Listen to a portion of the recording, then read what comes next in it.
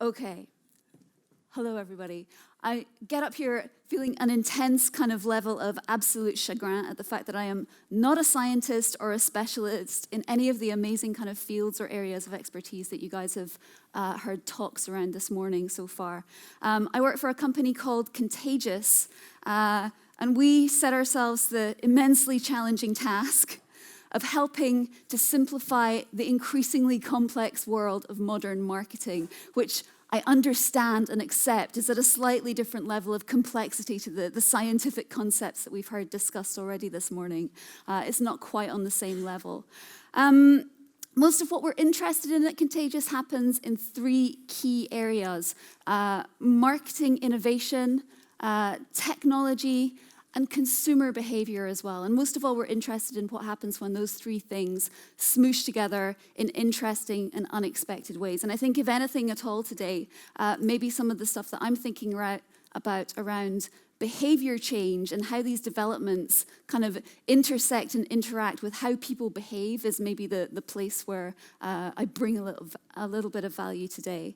I guess to start things off, at Contagious, we hear an awful lot from brands who are distinctly intent on trying to kind of persuade the world that they're involved in some kind of amazing higher purpose or cause-based initiative.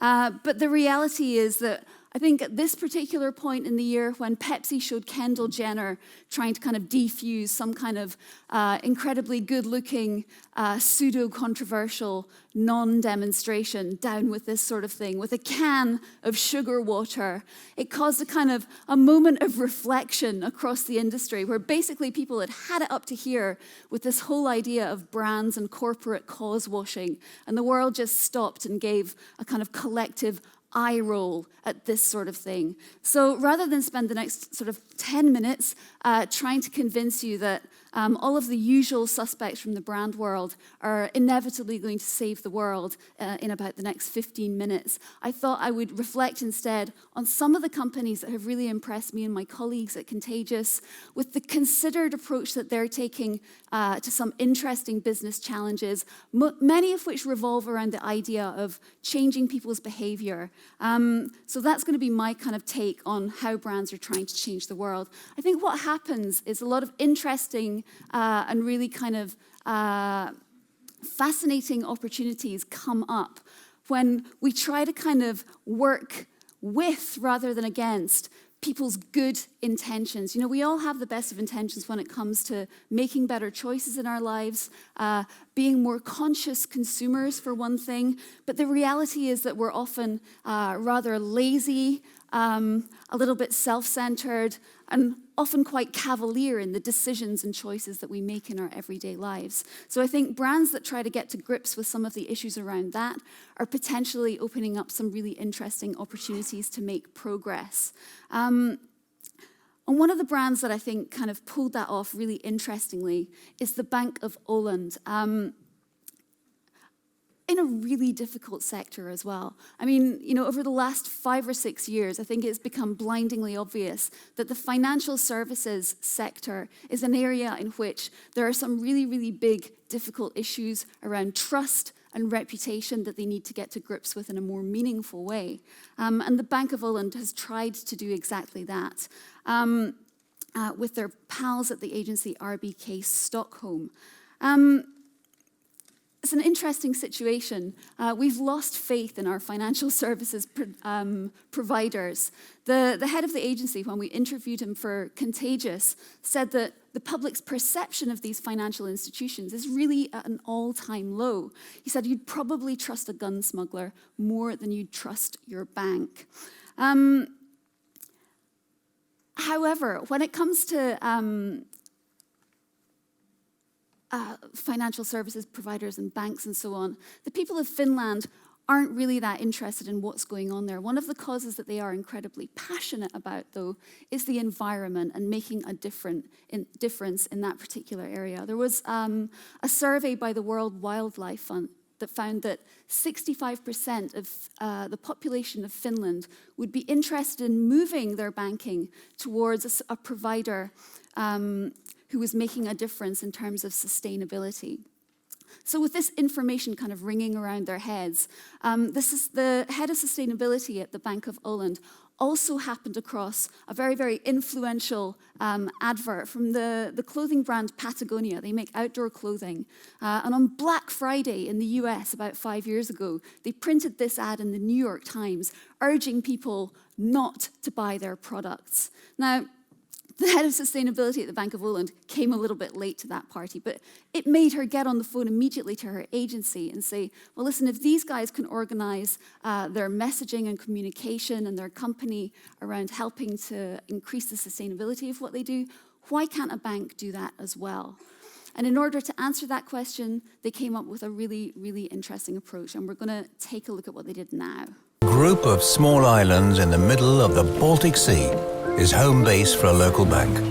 For almost 100 years, it's supported the families of farmers, sailors and fishermen living from the sea.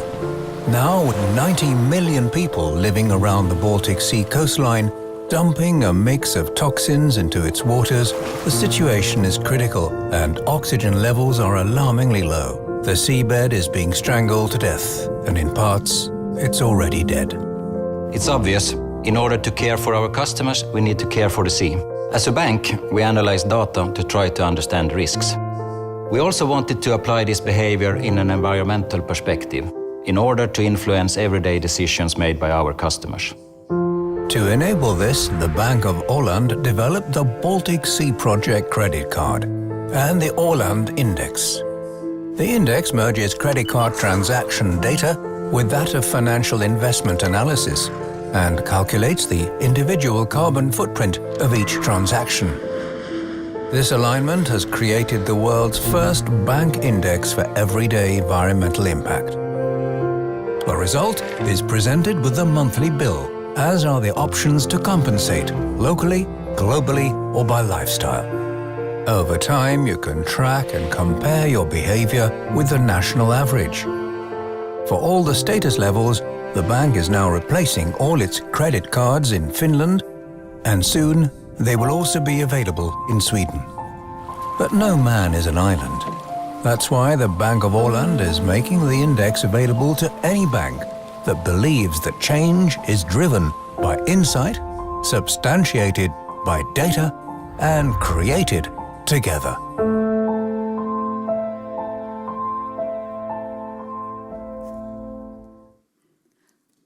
So, apologies for the unexpectedly hushed tones of that particular voiceover. Absolutely love this campaign. Knowledge is power.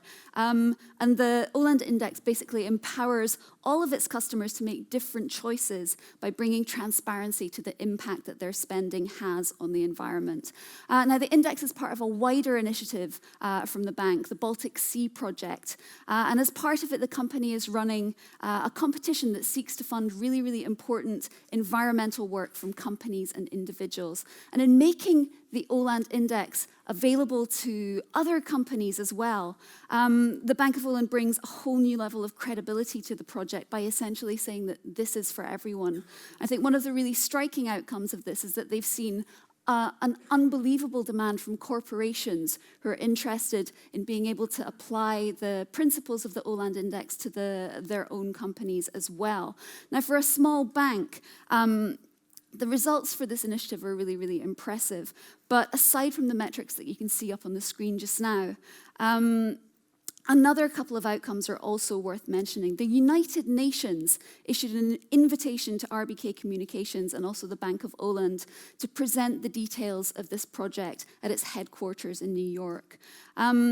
And also it's become a mandatory case study at the Stockholm School of Economics as well, where it's now studied by every cohort of students as they go through the programs there. So on from how we spend our money to the slightly different, also gnarly issue of how we get dressed as well. The global apparel market is valued at $1.7 trillion annually, a really, really big and rather terrifying number. On Newsnight the other night, we saw Evan Davis reporting on a recently published report that demonstrated that since the year 2000, the production of clothing has risen on a graph like this from doubling essentially in the last 17 years.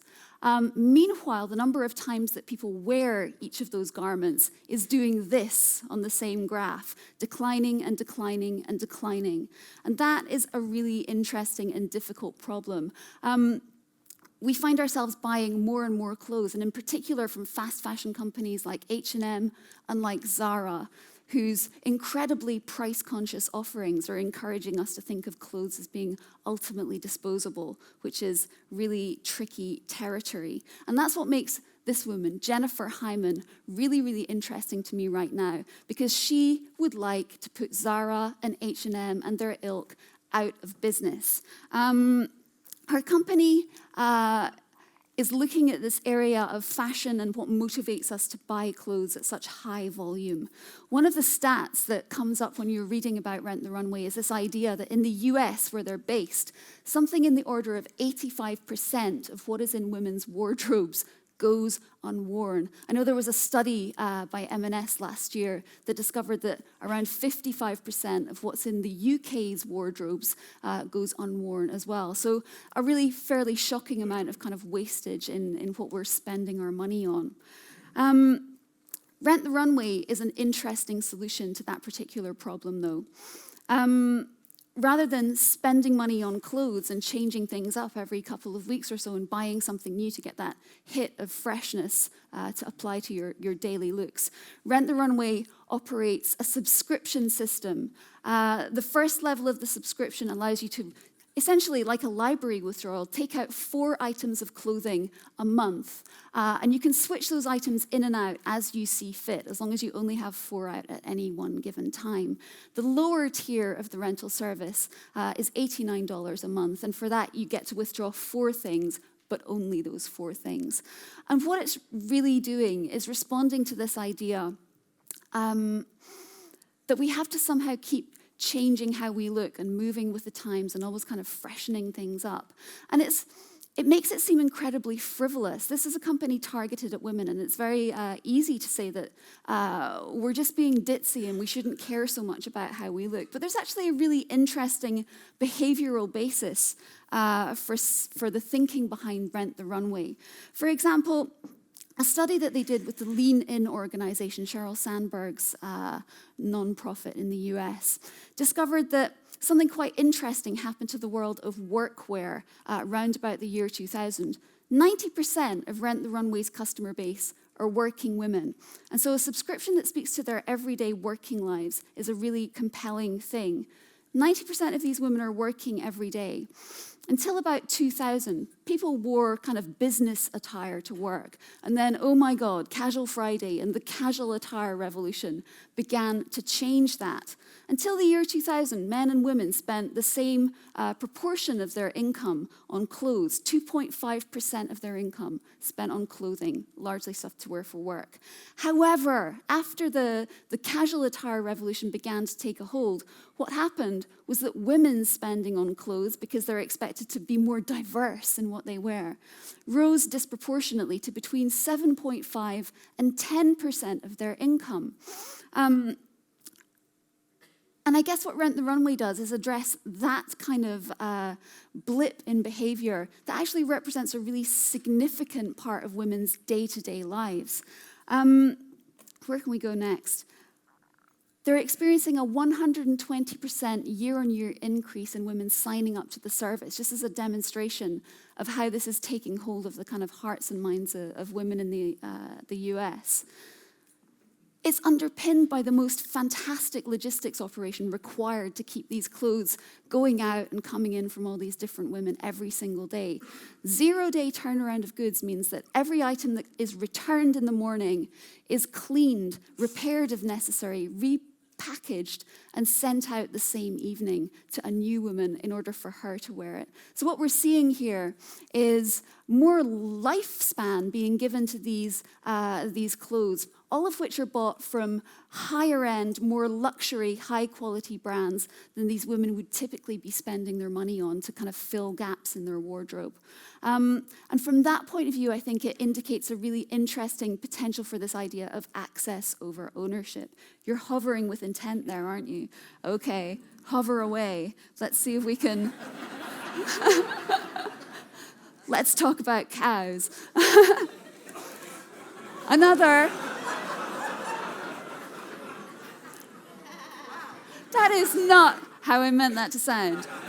Because really, the cow thing is fascinating. We've talked about clothing and we've talked about spending, and now we're going to talk about the stuff that we eat. We've all heard. People that they're hungry. I think Yes. I'm seriously going to say 90 seconds because I can just see we've had a lot of food for thought. We need real food now. And Okay. You have the unlucky draw of being the Well, last one. But I'm going to tee that up by talking a little bit about food, and then you'll all be able to go and eat some. That's going to be great. let's do it. So, yes, we've all heard various statistics about the food production industry and the sustainability issues that arise around that. Cows are some of the worst offenders when it comes to carbon dioxide emissions. Poor cows. And the unpleasant truth is that farming livestock is not a particularly sustainable way to feed large populations. We've seen films like Cowspiracy trying to persuade everyone to eat less meat and eat fewer dairy products. But this company, the Knot Company, took a very, very different approach to this problem. And they've developed a system that relies on machine learning to basically reverse engineer foods.